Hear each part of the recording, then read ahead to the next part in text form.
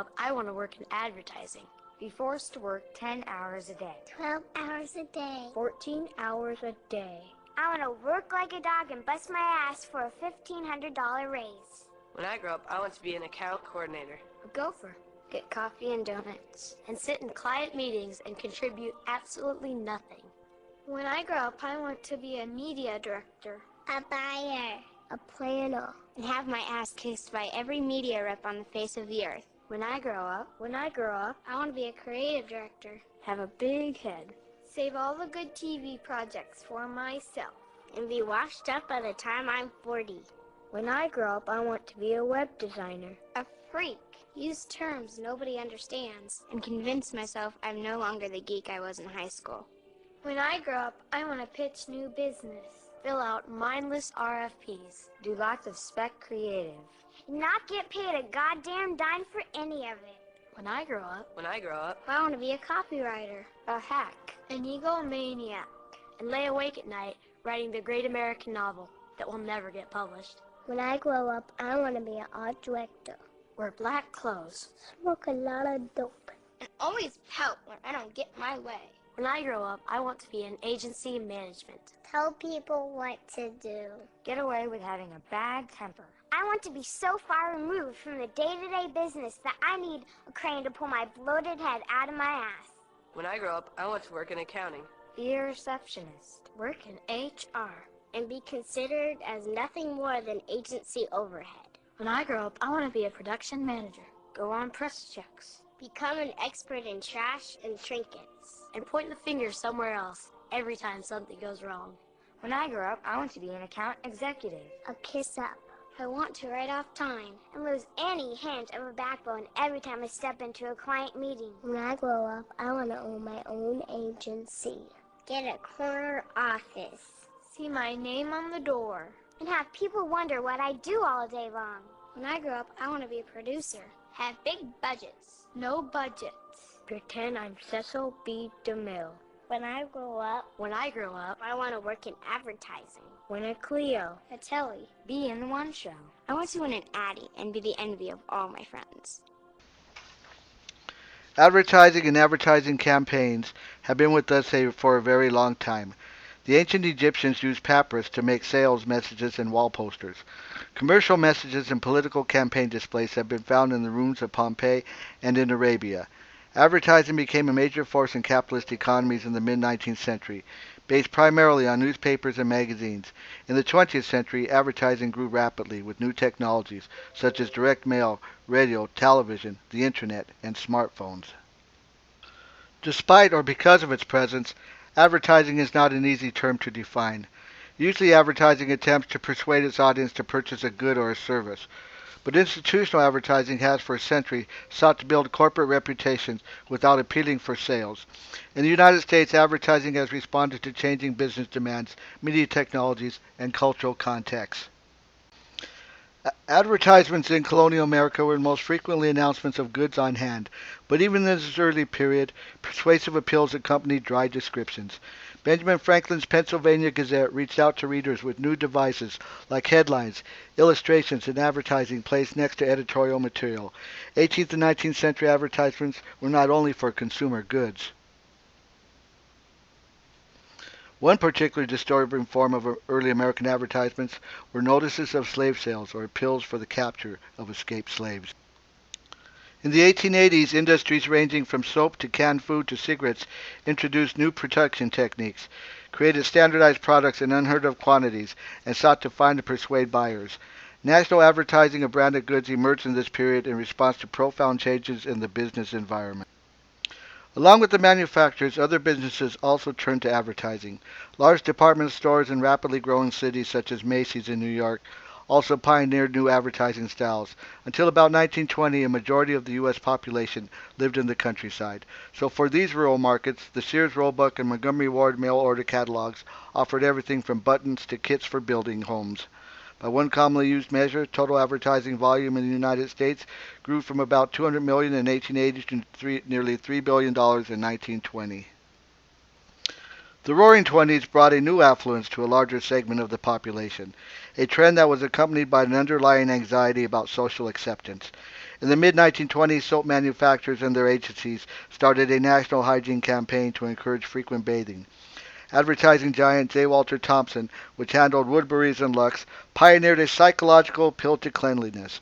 Lever Brothers refocused its Lifebuoy's positioning, claiming it would protect wearers from BO. On the radio, soap products were initially promoted in etiquette and beauty chats, but marketers began to move towards sponsorship of individual entertainment programs in the early 1930s, with the advent of what came to be known as the soap opera. Advertising agencies, formerly in the business of peddling advertising space in local newspapers and a limited range of magazines, became servants of the new national advertisers, designing copy and artwork and placing advertisements in the places most likely to attract buyer attention. Workers in the developing advertising industry sought legitimacy and public approval, attempting to disassociate themselves from the hucksters and assorted swindlers in their midst, and there were many. The epithet huckster, used in reference to those working in advertising, owes its origins to Frederick Wakeman's best-selling 1946 novel, The Hucksters, and the Clark Gable film version by the same name, which came out the following year. Although huckster had been around for some time to refer to peddlers, hawkers, and others who sell wares and provisions in the streets, often using aggressive or devious methods, it was Wakeman who first extended it to advertising. The significance of both the novel and the film lies in their importance as social documents and mechanisms for galvanizing and shaping public opinion about the advertising profession. Wakeman's story of work and life on post-war Madison Avenue was not the only critique of advertising in America, but it was certainly one of the most influential. Noticed by both the public and the industry, the hucksters provided an expose of a profession whose very job it was to manage impressions of its own role in society, as well as those of its clients and its clients' products. The plots of the book and the film differ only slightly. The central character, Victor Norman, decides to leave the military after the war and looks into a high-paying job in an important Madison Avenue agency.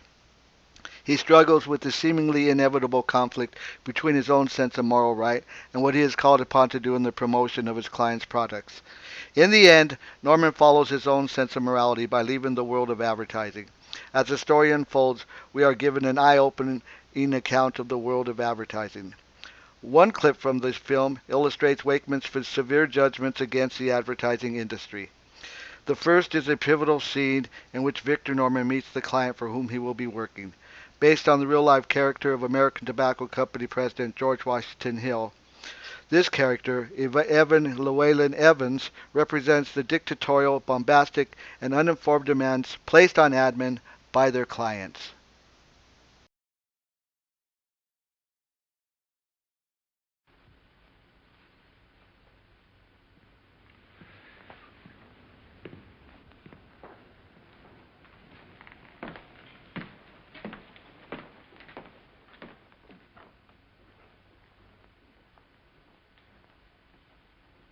Mr. Evans, may I present Mr. Victor Norman?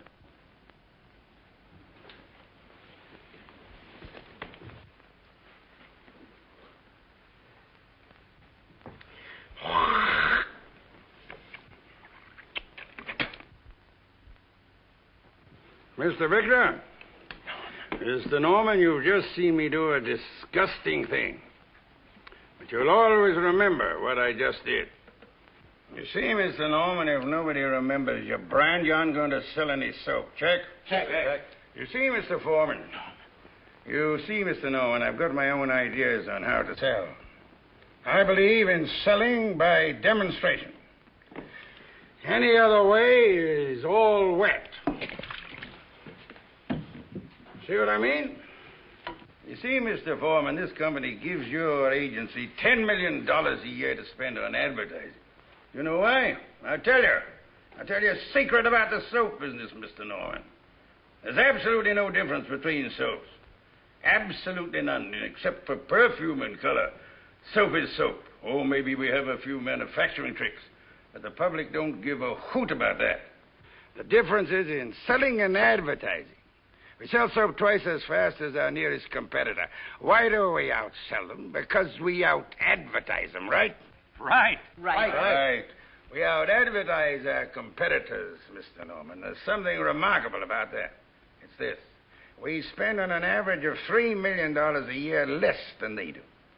We out-advertise them and outsell them, but on less money. Does that convey a thought to you? It does to me. It means to me that we know what we are doing. Well, sales principles are not theories. They're proven facts. Example, beauty soap, beauty soap, beauty soap. Repeat it, it comes out of their ears. Repeat it till they say it in their sleep. Irritate them, Mr. Norman. Irritate, irritate, irritate, and they'll never forget. Irritate them, knock them dead. See what I mean?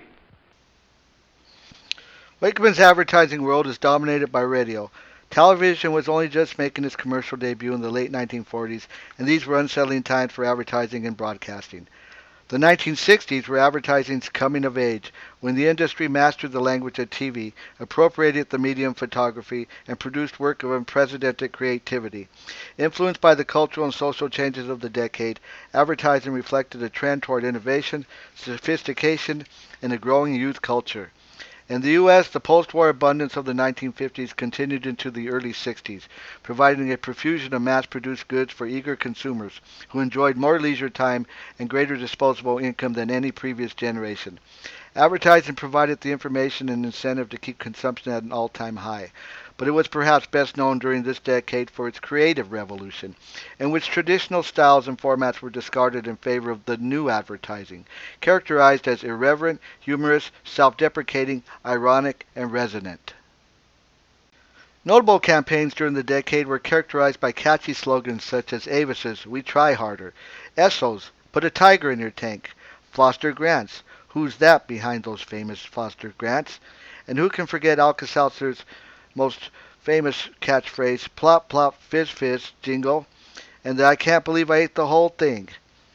Traditionally, pain relief products had been advertised in gruesome commercials, filled with horrors that would have given you pain if you didn't already have it.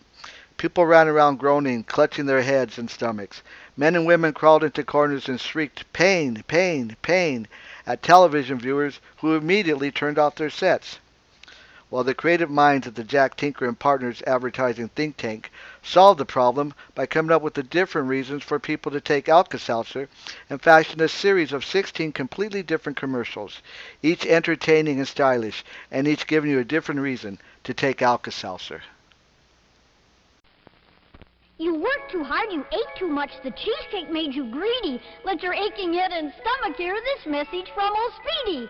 Alka-Seltzer, plop, plop, fizz, fizz, oh, what a relief it is. Plop, plop, fizz, fizz, oh, what a relief it is. Those Speedy bubbles relieve your upset stomach and headache fast. For acid indigestion alone, Alka-Seltzer Gold. Oh, what a relief it is. What a relief.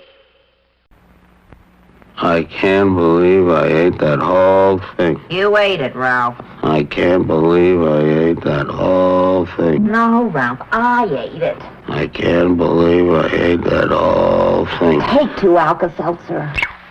Alka-Seltzer neutralizes all the acid your stomach has churned out.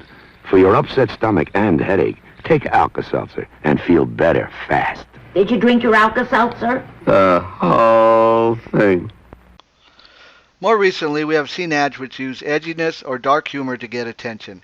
And make no mistake about it, humor has always been a powerful force when used to entertain, educate, and sell. But humor, particularly humor that pushes the limits of acceptability, is having a special moment in advertising. Brands that know what's good for them will take a risk with messages that test the limits of what's appropriate. The essence of a humorous ad is that it makes people think, tells the truth, and says what people are already thinking. The most powerful messages reveal truth. And the edgy part, is that for every brand? Alice Verdi, president of the DeVito Verdi Agency in New York City, tells us that unless you get a few letters of complaints, you have not done your job. The biggest waste of advertising money is when you get no reaction. He says, remember, just because someone is complaining doesn't mean they're not buying your service. Even the worst human being in life can turn hero in death when they become an organ donor. That's the idea behind a new campaign from the Martin Agency for Donate Life America. In recent years, Donate Life America has seen a drop in young people, particularly millennial men, registering to be donors. So they needed a campaign that would act as a wake-up call, not only to reinforce how easy saving a life can be, but to point out that almost anyone can do it. The campaign uses language that may be startling to some, but is increasingly routine among younger audiences. The campaign taps into the current trend in entertainment of darker, edgier storytelling reaching a younger demographic, specifically a younger male demographic. Current data suggests that young men have lower rates of donor registration than young women. Young men are also statistically more likely to be a donor, and men make up 75% of the national organ transplant waiting list. They wanted to reach young men with a powerful message in a culturally relevant context. Donate Life knew that they had to take a different approach to reach this audience and to really make a difference. A nearly 3-minute film introduces Coleman Sweeney, a man famous in his small town for ignoring the rules of acceptable society. Played by actor Thomas Jane, he's the kind of guy who pees in a bottle while driving and throws it out the window, dumps out someone else's laundry to snag a dryer, shoots a paint gun at a neighbor's dog, and even steals candy from children. A voiceover from William Arnett reveals that after suddenly dying from an aneurysm, his neighbors learn he actually did have a heart when they find out he was an organ donor. The video, which features a stark arrangement of Coldplay's Fix You, ends with the stories of all the people who benefit from his final and perhaps only act of generosity. I must warn you, this following clip may be startling for some viewers. This is a story about Coleman Sweeney. Coleman, in short, was an asshole. Everyone in his small town knew it. It wasn't that he tried particularly hard to be unpleasant. It just seemed to come naturally to him. Coleman felt like the whole world owed him something, which caused him to regularly ignore the rules of a decent, acceptable society. Wow. And he hated anything that got in his way. Go, you got it! You got it, go! Go, go, you can do it! And small animals. Even to children, he was an asshole. He was, as they say, born to it. But then, the strangest thing happened. $3. Something entirely unexpected. Coleman Sweeney died. A brain aneurysm. Well, subarachnoid hemorrhage to be more specific. And it came as he argued over whether extra fries should be included in a $1.99 early bird breakfast, which was a typical Coleman Sweeney play. It was then that Sarah found something completely unexpected. Coleman Sweeney had registered to be an organ donor. Nobody knew what caused Coleman to do it, but there it was, generous and majestic. And that was the day that Coleman went from asshole to hero. You see, his liver went to Stan, a father of 2. His heart went to Miranda Morgan, who went on to teach for 25 more years.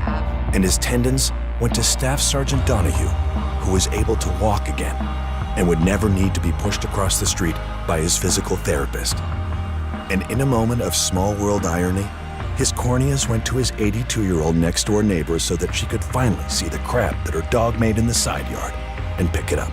Yes, in life, Coleman was a bona fide asshole. 365 days a year, 24/7. Hey, baby! But in death, well, let's just raise our middle fingers and shout, "Up yours, Coleman Sweeney. You're not an asshole anymore."